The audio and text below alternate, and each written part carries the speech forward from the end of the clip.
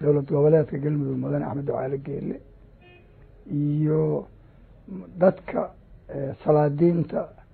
deegaankan iyo siyaasiyiinta iyo xubno badan iyo culummada dhalinyaro haween dhinac walba markaanu wadahadal la yeelanay waxaa laysla go-aansaday si loo daaweeyo khilaafaadkaas in bishaan 30 shirweyne halkaa lagu qabto lagu casimo dhammaan 11 beelood ee ka soo jeeda deegaamada dowlad goboleedyada galmudug arrintaasina si fiican ku dhamaatay insha allahu tacaala waxaana meeshaan dhowaan lagu soo laabanayaa sidii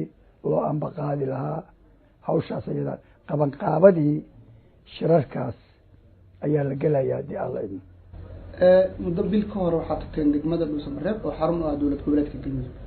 waxaad kula kulanteen madaxweynaha iyo qaybaha kala duwan ee bulshada mar labaad gaalkacyaad timaadeen madaxweynihii baad la kulanteen iyo qaybihii bulshada dhinacyadii siyaasadeed ee galmudug ee kala aragti duwanaa dhinac ka mida weli lamayna kulmin aragtida siyaasadeed ee idan ka qaadan karaan dhinaca kale iyo sida aad ka damacsan tihiin marka ugu horeysa annaga safarka iyagii hore ee aan ku nimid magaalo madaxda muxuu ahaa dad goboleedka galmudug ee dhuusamareeb ma ahayn uma aana imaan xallin khilaafka galmudug dhexdeeda ah waxay ahayd wixii aan u nimid baaqii aqalka sare ee baarlamaanka federaalka soomaaliya ee guddoomiyaheeda iyo guddoonkeeda ay ugu baaqeen in ay dhexdhexaadiyaan khilaafka dowladda federaalka muxuu ahaa xukuumadda dowladda federaalka iyo heer xubnaha ka ah muxuu ahaa dowlad goboleedyada xubinta ka ah dowladda federaalka khilaafkoodii ayay ahayd marka sidaasay ahayd marka meeshii maadaama madaxweynihii deegaankiisii magaalo madaxdiina ayuu tahay madaxweynahana uu meesha xarun u ahayd haddi asaga ayaan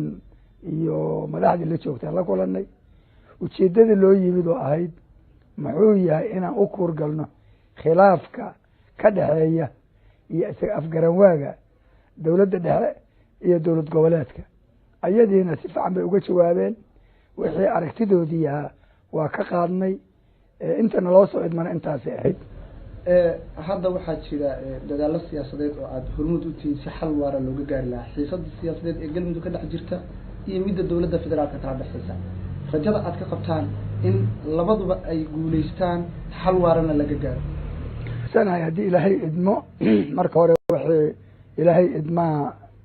soconaya waxaan aaminsannahay labada arrimoodba waa xalismahayaan waa midaan hadde annagoo ah waxaa isku xilqaanay sanataradii kasoo deegaan doorashada kasoo jeeda galmudug wakti baana la qabtay gobasha halkaa la dhigana waxaa dhigay salaadiinta ama nabadoonada dhaqanka ee kasoo jeeda magaalada tan gobolkan mudug ayaa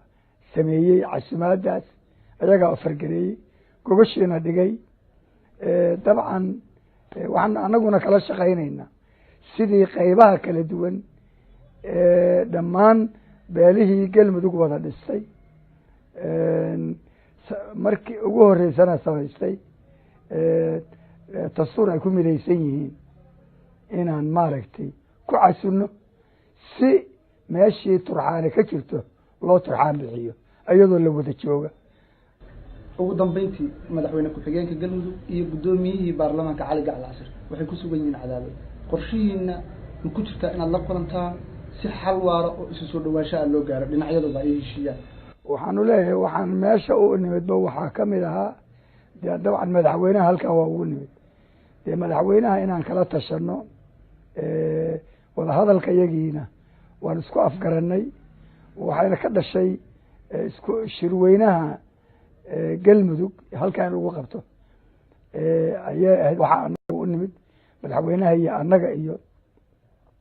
xubnihii kaloo halkan joogo dowladdiisa ka mid ah la socday. waan isku waafaqnay in shirkaas gogoshaas ay dhigtay beesha gobolkan mudug magaaladan kaalkacyo beesha saacad gaar ahaan ayaa dhigtay gogoshaas, waana la isla qaatay. dabcan marka meel kasta oo annagoona hadda oranayn khilaafku waxaa ka jira oo keliya muxuu ahaa cali gacad casar oo ah guddoomiyihii ahaa iyo madaxweyne ku-xigeenkii labada aad sheegay